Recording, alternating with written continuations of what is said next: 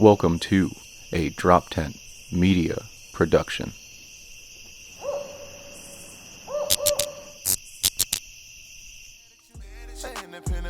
What's up, everybody? Producer Neil here.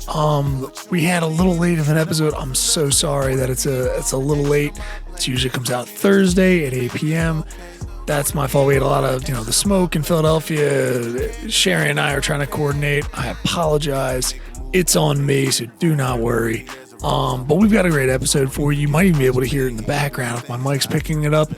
We're super excited for it. So stay tuned. We appreciate everything. Don't forget to like and subscribe, and enjoy the episode. Bye.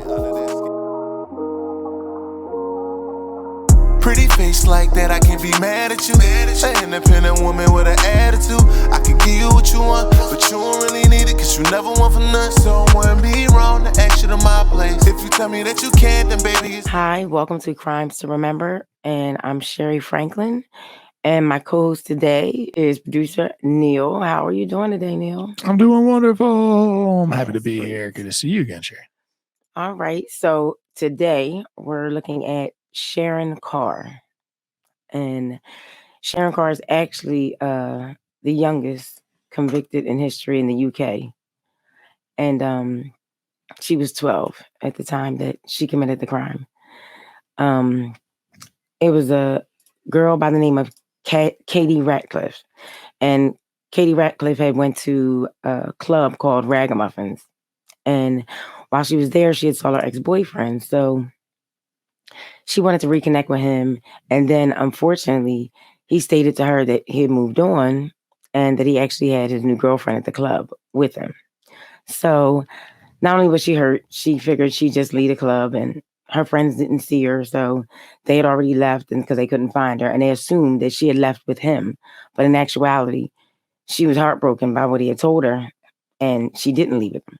So she was inebriated and toasty, and she figured, well, I'll just walk home and whatever and sulk because she was upset.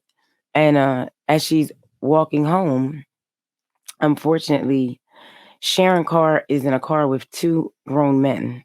And remind you, she's 12 at the time. She jumps out the car and decides to attack Katie. Now, they didn't know each other at all. She just chose a random person. And she attacked her and stabbed her. And she ended up stabbing her 32 times. And then they put her body in the car and drove her.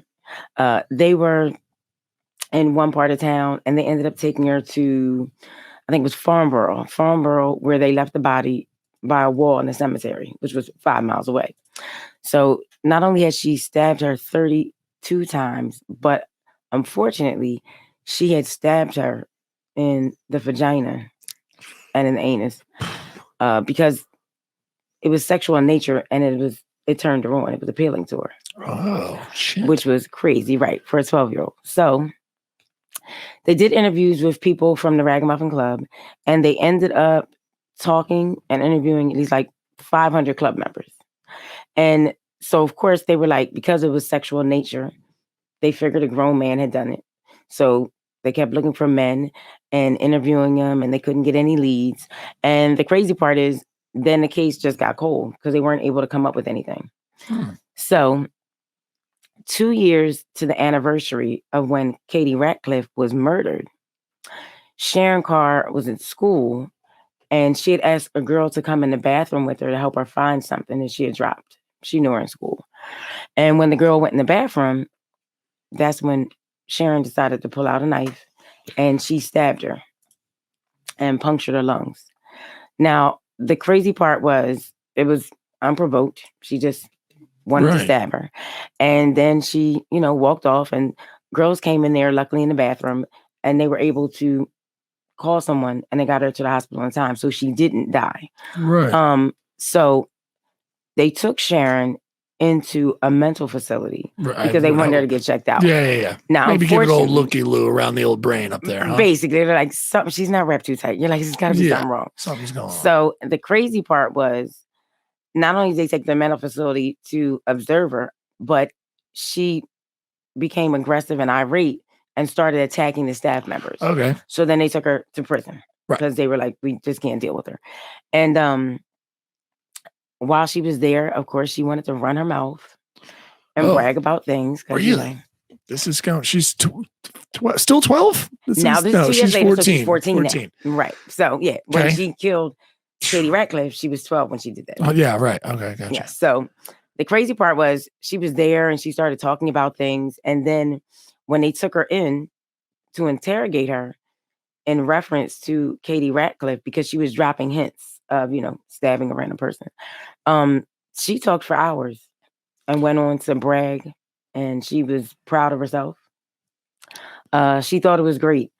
And then she went into the details, of stabbing her 32 times. And it's appalling because now, around the age of 11, though, she had started doing drugs.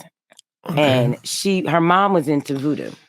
Okay. So her mom taught her voodoo, and she was very big into voodoo also. Now, the other unfortunate part was also that she was abused as a child because her mother and father were just both abusive and very violent.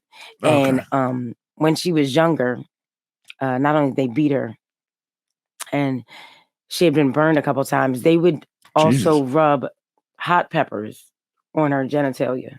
What the fuck? Yeah. Right. Okay. Yeah, that to torture. Okay. Yeah, listen, it was sadistic. Right. So there's some things in here we might understand why she's pretty mad. She's angry. Basically, she's completely lost. Yeah.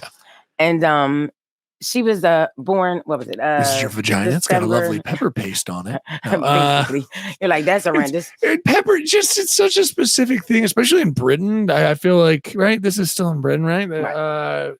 I mean, I know they like their heat, more curry, stuff like that. I just didn't realize that these white people had peppers. It's very interesting. Yeah. No, that these people over there have peppers. Yeah, I've never even heard of that. Have you ever heard of anything like that? No. That blew my mind when I found out that that's what our parents had did to her. Yeah. And so she was born in Belize, born December 21st, 1981. And they ended up moving and whatnot. So, of course, she was in the UK. And then a year after being there, the father decided he wanted to leave. Okay. So when he had said he was leaving, Sharon's mother took a pan of hot oil that was on the stove and burned him. Oh, shit. Okay. Basically. So Sharon wasn't really, shocked or surprised because she was so used to the violence in the house. So it really wasn't a big deal to her, though. And luckily he did survive. But her mom ended up going into a mental facility. And Sharon Carr went into foster care for like a month. Social services dealt with her for 1 month. And at that time, but then sent her back to the mom. Which to me, I think we should have just cut our losses with that and just kept her out of that house. I mean, there's never enough time and fault, which I get because the system is already overloaded with like kids and stuff. So like, it's tough that, really a kid should be observed for probably a long time, and parents who they're given to, especially after something traumatic like that, should be kind of like really look at or expect, to look after the kid and really over the long term start noticing any behavior because, right, like they've gone through a very traumatic thing, and 1 month at a foster home, you definitely need to be under observation for a lot longer at that age because they exhibit. We've seen it so many times where they start to exhibit behavior through trauma. It just doesn't make any sense. Yeah. So they were able, like I stated, 2 years later to be able to put Katie Rackliff's crime with Sharon Carr because, she confessed to it. Not only that, they ended up finding a journal of hers. And in her journal, she stated that she was born to be a killer. And she would definitely kill again. And she just got satisfaction out of it. She got satisfaction from, she mutilated the body. She got satisfaction from, it was a sexual gratification from her that she got by stabbing her in the vagina and the anus. Right. She was like, that was a turn on to her. That intrigued her. And it's crazy because in her diary, she also, talked about stabbing and slitting people's throats. There was abuse, even younger than 12. It's gotta be like, I mean, the burning and stuff, but like that, if that was just some of it, you're right. There's probably a lot more in there that she's not either remembering, doesn't want to remember, or I mean, I'm pretty sure she blacked out some of the trauma that she dealt with, especially when your parents are like sexually like assaulting you and like doing. Yeah. Well, that kind of rage like ramps up. That's why I'm like, wait a second, she's 12, and what were some of the things that happened? But like when you have a kid, you're like all of a sudden just pops out and is just hyper violent. Right. You're like, this kid has been traumatized for years because you have to make them. And her mom was very aggressive, and it just led to her being aggressive because at 11 she started doing drugs. Okay. And she shoplifted, and she was out of control. She just, her aggressive nature was just horrendous. And then so they had her in the one facility at one point, and then she acted out. So of course they transferred her. There was one point when she got so violent with trying to stab and kill the staff along with the other patients that they actually transferred her to a male prison. Wow. Which is the craziest thing I've heard in my life. Yeah. That blew my mind. But she ended up being in this one facility, and it was men and women in the one facility she was at. So she met this guy. Oh, no. And I know. It's the last thing we need. Right, basically. You're like, we don't need her coming across anyone else. Yeah. Yeah, convicts with their own bag of of nonsense in their heads. Thank you. You're like, let's add insult to injury. She's like, oh my goodness, this should be a good idea. My God, you're so cute. I know. I love the way you hold your knife. You're like, oh my God, you stab the same way I do? Oh my God. And it's crazy because the guy's name was Robbie Lane. Okay. And the interesting part about it was they loved each other, and they just wanted to get married. So the facility was going to allow them to get married. They had ordered rings and everything, right? Right. So a week before they were going to get married, a story had came out pertaining to Sharon Carr. And then also she had found out details about Robbie Lane's crime. So Robbie Lane was locked up because he had murdered his mother and gouged her eyes out. What's going on in Britain at this time? Yeah, you're like, this is I mean, it's not great over here either, I guess. Right, but you know what I mean? I'm like, you're taking it to another level on this one. And and then when he found out what she did, when they were getting ready to get married, they actually threw the rings and they were repulsed by each other. Wait, what? Because the thing was, he touched on something about his crime, but he didn't tell her the full truth. Just like Robbie didn't know the full truth of what Sharon Carr did. And then they stayed after it. They were repulsed by each other. So they didn't want to get married. First of all, you knew both of you were criminals. You got to be joking with me, right? Right. Like, you're like, whoa, you killed your mom? Like, if you killed your dad, I mean, we could have made it work, but your mom? Well, like, really? so they met each other and kind of felt smitten a little bit. Yeah, they were loving each other, and they didn't disclose their crimes. They sugarcoated on, I might have, like she could have probably said, self-defense and someone got murdered, So she sugarcoated it and just murderers and they're dating faux pas. Basic. You're like, whoa, kill your mom? Well, that's a deal breaker. Yeah, come on. Now, if it was your cousin, who does that? You're like, I don't want real close relatives. As long as you do like the third cousin, I mean, I could probably get past that. But there's a lot of fish in the sea out there inside of those prisons. You got a lot of murderers to pick from. So it blew my mind that she did that. And prisoner date island, like floating head, like she's in there, like, I'm just gonna have to say goodbye to him. I just don't think like. And you're like, yeah, you're like, that's a deal breaker. You're when I found out he gouged the eyes out, I was okay if he had stabbed her 32 times, but then removing the eyes, I can't. Like, come on now. A little much. She's got to get out of this prison island. Like, it's like, wait, what? I love this. You're like, oh, this is nuts. Yeah. Okay. So they don't end up getting married. Basically. Right. And then the crazy part is, as of now, she's 42. Okay. And she wants out. Oh, I'm sure she does. Basically. Right. Like, yeah, all of us do. We all like certain things in life.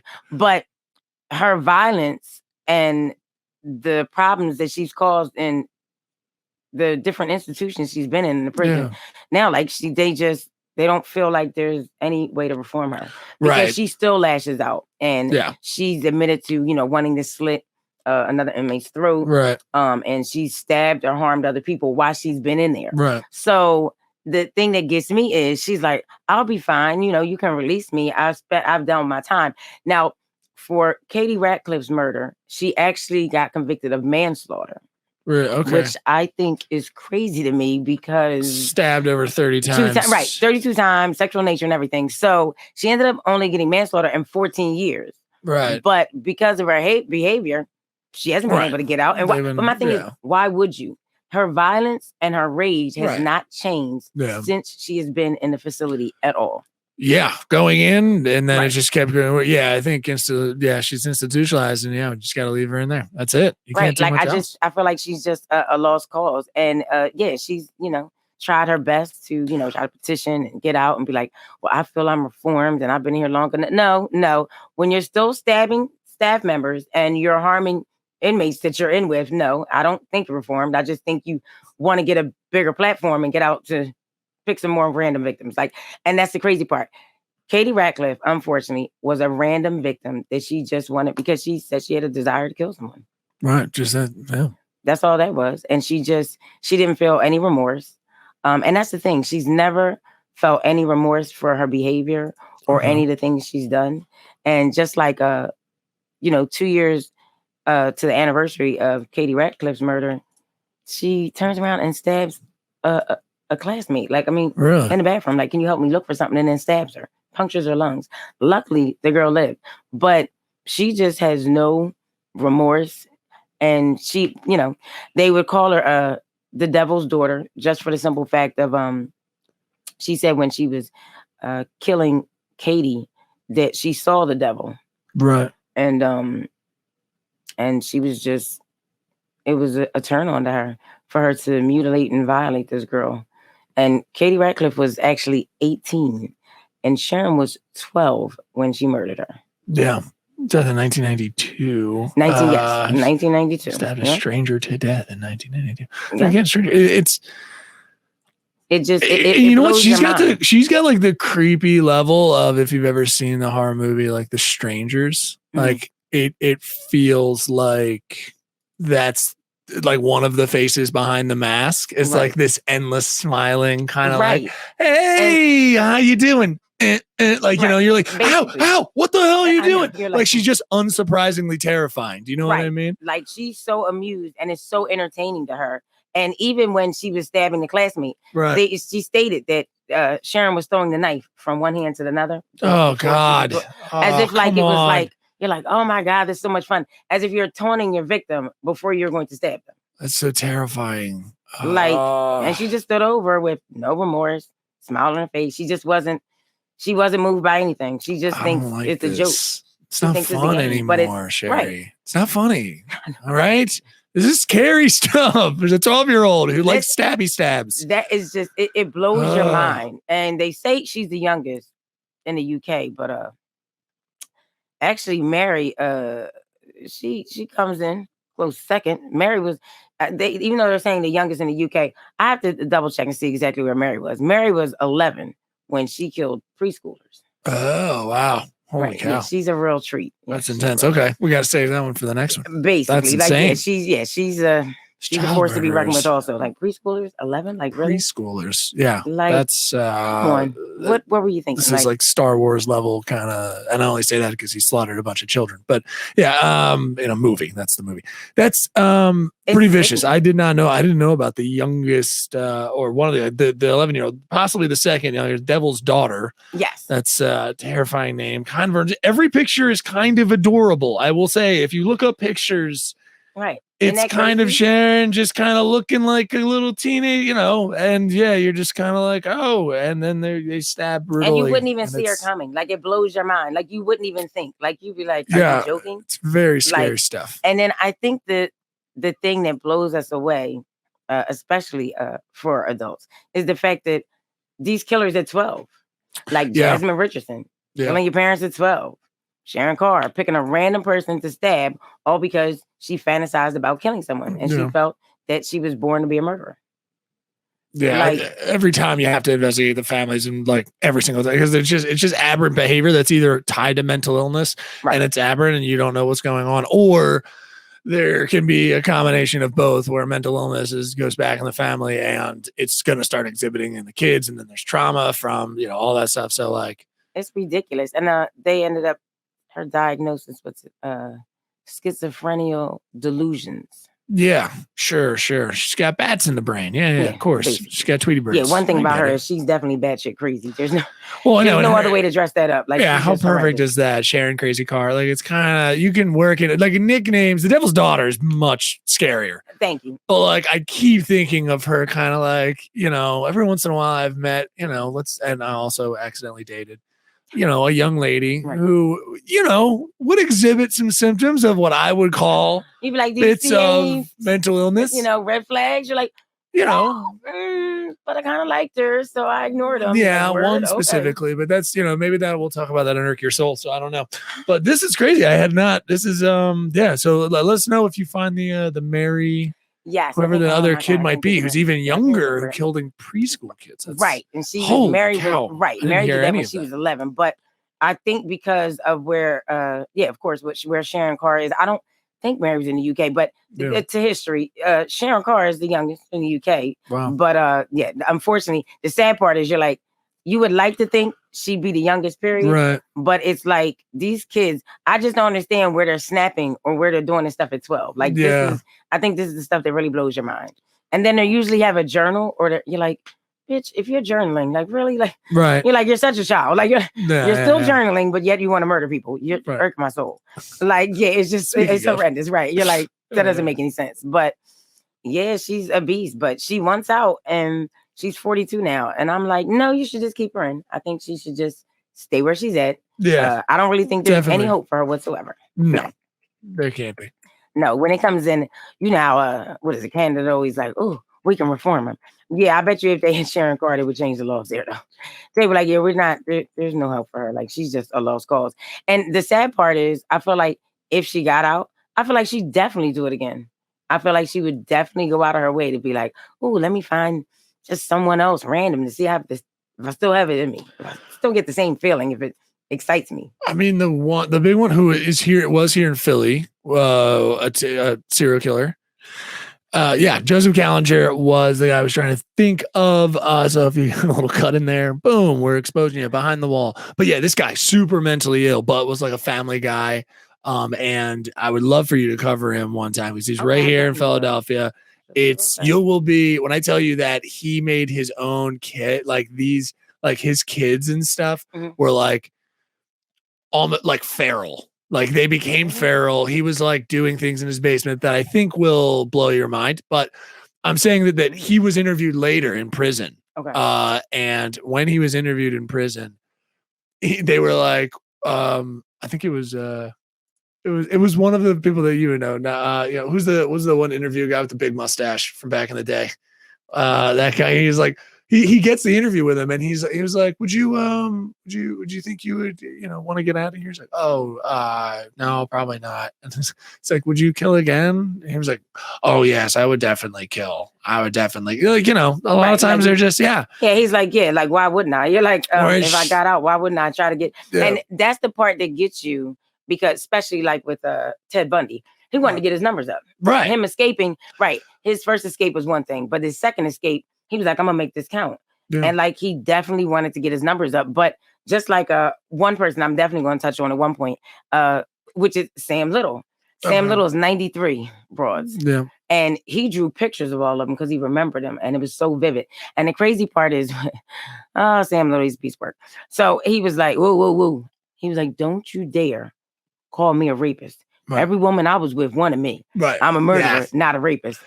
Okay, really? He was like trying to rapist. Right. You're like, woo, rapist. Don't insult me. If you're gonna show me some respect, a murderer is like, I swear, like I'm upper echelon. Like rapists are bums, but murderers are better. You're like, really? Okay, Sam.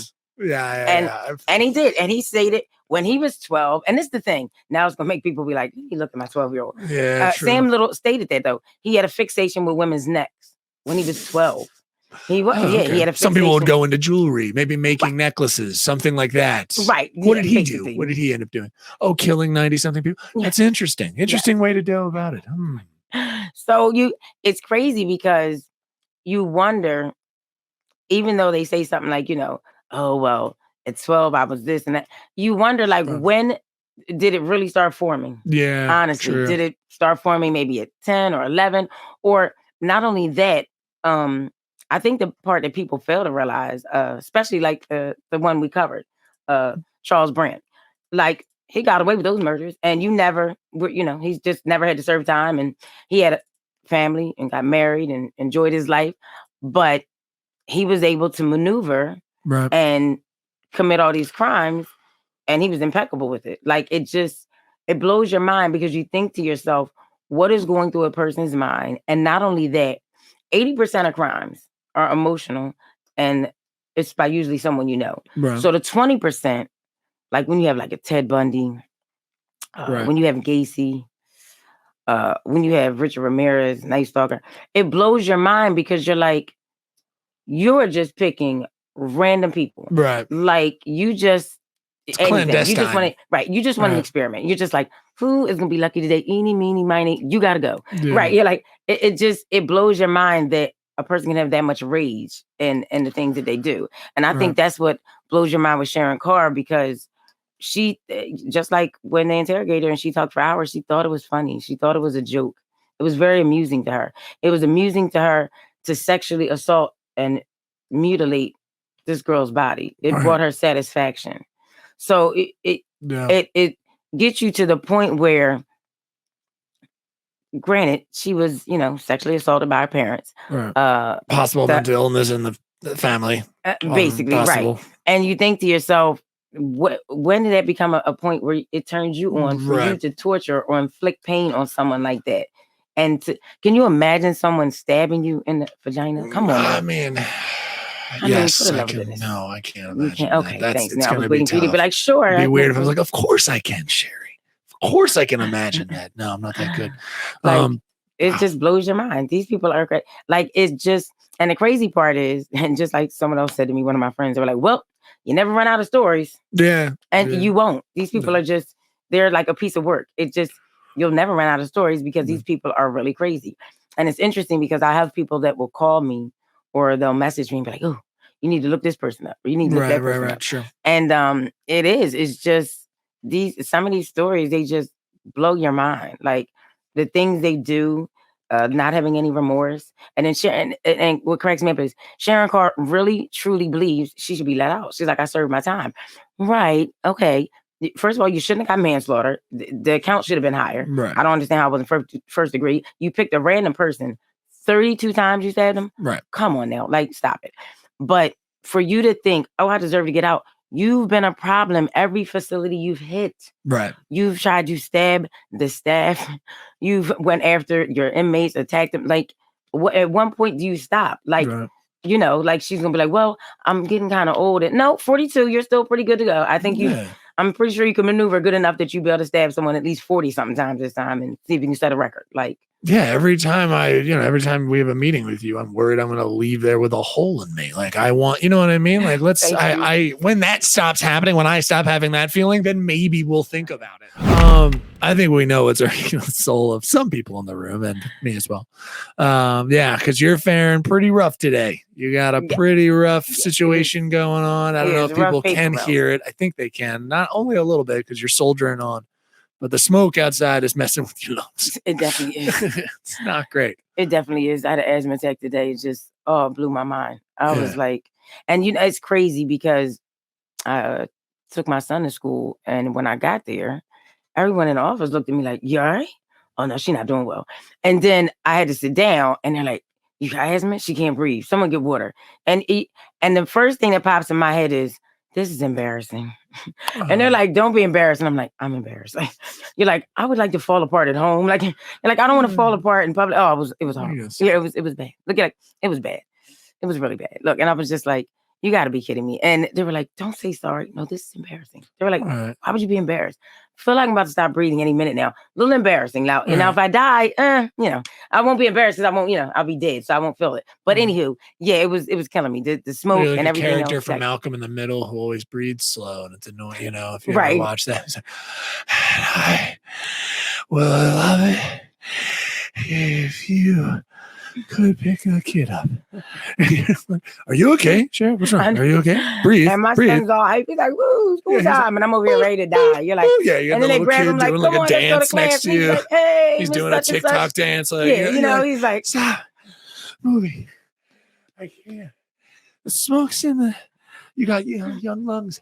You gotta stop smoking cigarettes too. Like the sad part is that I passed out and hit the floor. I know my son would be like, "All right, well, I'm gonna just give you a hug, Yeah. and a kiss goodbye." He was like, sure. "Hope you get up soon." Though, look, he'd be like this. "Hope you get up soon. I won't be too late." Mom, You're money. Like, I need money for lunch. I need money for mom. I know you'd be like this. Should I just go in your wallet? Yeah, you start twitching. He'd be like, "Let me just get your wallet out. I'm gonna need your credit card for this. Let me just take your card." Yeah, it was a rough paper route. Well, I'm hoping this clears up and you're gonna go to the doctor. I mean, you got to be irked. Does the doctor irk you? And that's why you haven't gone. Or do you have you only get an asthma attack? You said like every once in a while. So yeah, it's do you not have a little? Right. Usually it's like stress and exertion. And the crazy part is I didn't have an inhaler. You don't have an inhaler? No, I have one right this minute. Oh, but I mean, I'm not dumb. You're like not in my studio. You don't. You're like, have you lost your mind? No, but I don't normally carry one because I don't get it. And the sad part is, if I was in public and I passed out from the asthma attack, that'd be kind of the sad part is like it's at least 4 or 5 females that would be like, "Please die already." You're like, "Oh, right, bitch. true, yeah." Not giving you that satisfaction. Yeah, you're like, no, not yet. And you're like, man, it's enough bros that hate me, but you're like, bitch, not today. You crawling out there like right behind you, like, come on, right? You're like, take your last breath. It's not funny. You're like this. Can't breathe. You're like, well, bitch, you're still breathing, and we're waiting for you to stop. Nope, didn't die yet, bitches. Nope, but you're still dissing them on the way out. Right, basically. Your dumb eyebrows. Your eyebrows are stupid. Breath. I don't know who does this. You're like on my last breath. Still don't. That's fine. You don't gotta like me, bitch, but I'm all right. I'll be all right. Even though I'm dead, bitch, I'll haunt you. Yep, that's how I get down. I love it. Yeah. My haters will be like, "This bitch gonna ask me." Like, we gotta see if we can get her winded. Yeah, okay. You can be winded if you wanted to. Bitch, I will be an episode on this podcast for taking somebody out. Because just like these other people, you got to at least get your money's worth. Right. Don't off one person. At least take 3. Yeah, 3 get you to serial killer status. Like, I mean, show some respect. Like, just 1, you're like, I'm about to get time for 1. You're like, if I'm going to do it, let's do it big. I go spree your cereal, guys. Go spree your cereal. Basically, right. It's not funny. I feel like people are taking us up on that offer. That's insane. I feel like someone listening to the podcast like, Shari's pretty smart. I think that bitch is right. I should at least do a minimum of 3. Because if you had 1 or 2 on your list, that's one thing. But once your list gets to 3, you're like, fuck it. Let me see if I can get a 4th one on there. You're like, I'm just waiting for somebody just to make my day. You're like, bitch, try me. Oh boy. But well, I'm just irked by sometimes I go to the grocery store and what if it was like, I am pretty irked by the smoke as well. I mean, hey, I'm irked in 2 different ways. I love it that like it's kind of a preview of like, hey guys, we need to watch the dry season and it gets extra dry. I don't know, climate change. Maybe we talk about it or don't. Because you could just have. We have too many fires. There was one in Jersey where I'm from, and then they had New York and everything like that. I don't know. I was supposed to go up to New York and just like do a couple spots and hang out or whatever. But so we're all just sitting inside watching the world burn. The air quality is bad. I feel like it's about to become the movie The Mist in a minute. Like, I know. That'd be so much better. Yeah, but I plan to be that one in the Jeep. Probably one of the happiest endings to a movie I've ever seen. That's the worst. You're like, that was the worst. You're like 60 more seconds. You could have had everyone still with you. Best ending. Well, you're like, damn. I know. I'll live for you. You're like this. I could have waited. Secretly, I would no, I can't do that joke. Secretly, I'm kind of like 20 minutes later, I'm kind of like, whew, that was crazy, right? I mean, I can't believe that just happened. I like really thought it was that. I thought it was the whole thing that you guys came, but I know I shot them. I mean, but I was in a murder. I thought it was, I didn't have one more bullet left. I'm gonna get out of here. You gonna kill yourself? No, I don't know what it is. I got a new zeal on life. Yeah, you're like, kill myself. You're like, stop. Yeah. You're like, that's the best because it was funny because you watch these serial killers and you'll see them and they're like, whoa, I don't want the death penalty. You just murdered 5 people and now you're concerned about your death. Okay. And you're like, fine. All right. You didn't care about their murders, but yeah, you got to love them when they're like, I don't want the death penalty. You think? Yeah. Really? At least it was Edmund Kemper. I think Edmund Kemper had asked that he be decapitated or he was like, like if Edmund Kemper, because he was just like, I'm a horrible human being. And I don't know. I've been thinking about like ways you guys can kill me. I think he wanted to be tortured. And at least you're like, all right, fair enough, dude. Yeah. You murdered and sodomized a lot of human heads. You're like, I don't see it. We can make this real quick. But sodomy. I think the worst thing is though that they sit on death row so long. Oh, sure. I've since said the Russian style of execution, it is unwavering. It's very simple. It's a bullet in the back of the brain. They don't feel anything to our knowledge. And, no one's ever complained. It doesn't take drugs. And for some reason, America's like wants to be ruthless, but just doesn't want to deal. It's very weird. It's amazing to me, right? Because out of all the violence, and then you'll hear people say, I don't believe in the death penalty. Right. I hear what you're saying. But once you killed 3 or more people and you're sitting up here talking and bragging about it, Right. I don't see the point on why we're using tax dollars for you to get all this the 3 meals just a breathing day, air, hot shower. You're getting the best medical care you get. It's people out here that don't have health insurance, but you're getting everything you need. If everything else was taken care of, right? And then we were kind of talking about, well, is it worth, the life we're doing? And of course, then, it's funny when the Christians are like, don't have abortions, but yeah, we'll kill them, which I just love back and forth. I mean, let's kill both. Thank you. But, they kill me with this. You're like, really? Okay. It's an interesting, I know. Then you get into that, but you're right. We don't even have tax money. You're like, why don't we put some tax money into poverty and maybe we'll have best people on death row? I don't know. Crazy idea. You know what I mean? It does. It just blows. What do you got coming up? How about you? What do you got? Anything going on? Anyone you want to shout out? Denny Live. Shout out to Denny Live for not being here. Trying to claim the show for himself. I know what he's doing. But I'll give him credit. He's in Miami, though. He's in Miami. Of course he's in Miami. I know. He's partying. Of course. It's so tough. Yes, he's in Miami. He's probably having a rough His wife better be with him. I'll tell you that much. Do not leave him out there by himself. Right. Yeah, no, you can't send Denny Live to Miami by himself. No. I'm praying she's got a lead on him. Yeah. So, and not only that, she's got to be a saint tolerating him. Yeah, like he's just a whole handful. Kind of miss him talking about how reckless he is or his pimp moves. Yeah, trying to make. Oh, was that what he's calling him? He's calling him pimp moves. Nice. Yeah, he doesn't say a pimp. What is he says management style. Only listen, you gotta love vagina people. style management or something. You're like, oh, you're mad at no. I just do I do coordination. I'm a pussy consultant. Right. Yeah. You're like, I'm a coordinator for obtaining dick. So I coordinate how the pussies, spread out across the board. Right. And I just get like a little schedule. And of course. And then it's a fee, agency fee. Sure. You're like, no, bitch, you're a pimp. But okay, you can dress it up however you want. Yes, the spade is still spade. But yes. So then he's supposed to be back next week. We'll see. Right. We'll see. Okay. He'll be back here talking trash as usual. But what do you have? I know you have a show. Yeah, I got a show. I have a show tonight. You can come on out, but this probably won't be out till then. But it's okay. But come out Friday, since this will be out. Come out Friday to Myers Brewing Company on Girard Ave, right in Fishtown, in Philly. We got 2 great shows, 7:30 and 9:30 show. And okay. Come on out. Come out there and bother you. A little bar show. You might want to. I mean, this is all air quality. You're gonna be. This is really. I really. No, Neil, stop. You're a good-looking guy. Oh, Shari, go home. You gotta go home. You gotta go home. You're like, is she laughing or is she about to pass out right now? You're like, I can tell. You're like, she's looking a little lightheaded. You're like, please don't. Please. Are you drinking? Oh my God, you can't be drinking and breathing like this. No, it's good. That hurt. You can't be drinking and doing this. What are you doing? You are hysterical. That is, yes, no, but you should, come on out, of course. I know I'm excited for, I think someone's got some shows coming up soon. I'm excited to come out and see you doing some shows. So, I'm going to get back in the swing of things. Everyone else keeps giving me a hard time. I know. Why are you not getting out? And I am. Yes. As long as I'm still, God willing, I'm still breathing. After, these asthma jokes, I'm pretty sure, somebody will come up with the nickname Wheezy or some shit soon. Yeah, something's going on. Yeah, pretty much. They'll be making fun of me, but I'm hanging in there. No, well, Denny would probably want me to do a sexist joke here where it was like, well, yeah, you'd be like the wheezy hot chick or something. You know what I mean?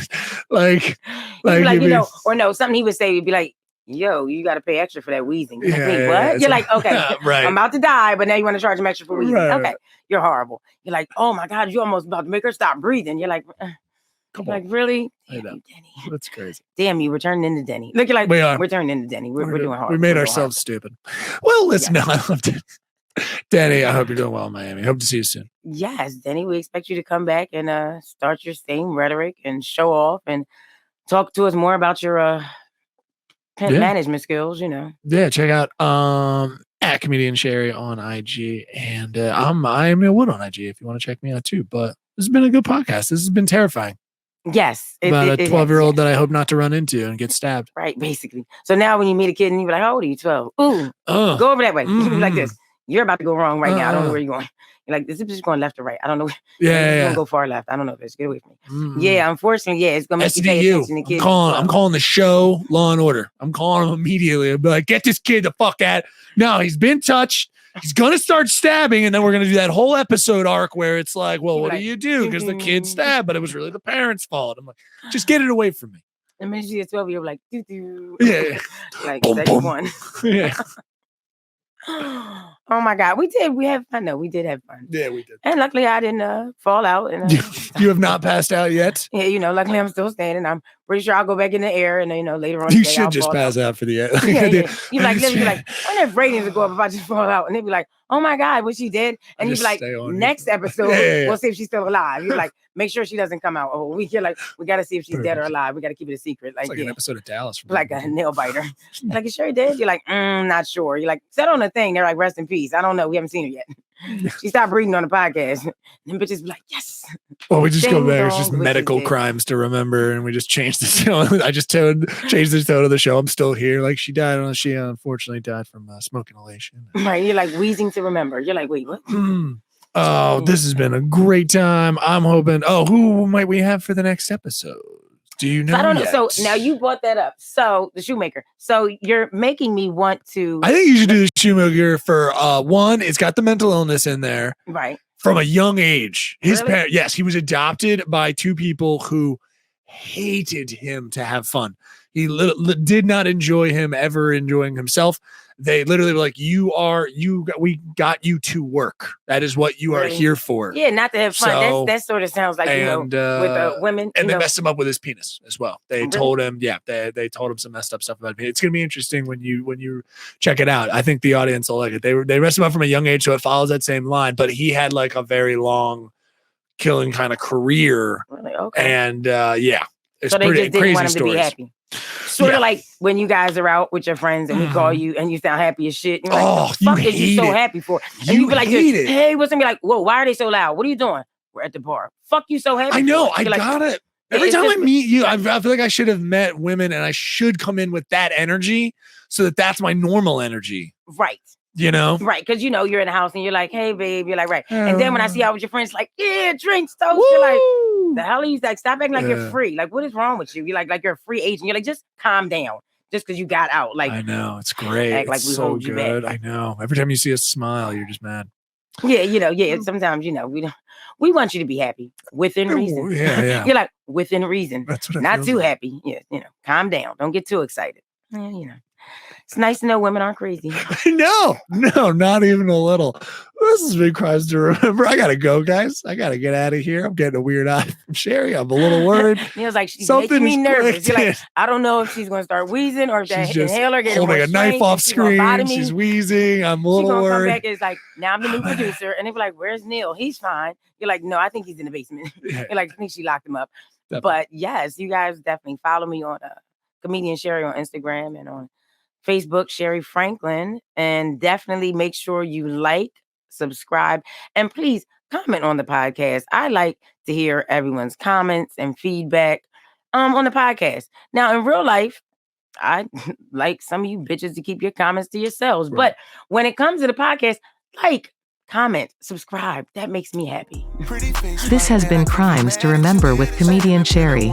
Subscribe on YouTube at Crimes to Remember, rate and review us on your favorite audio platform, and follow us on Instagram at comedian Shari.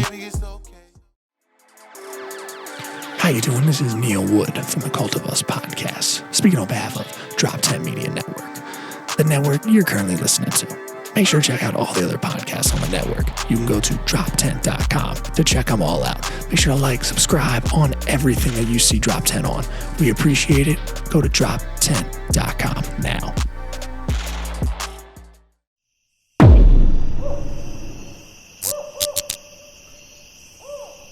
This has been a DropTent Media production.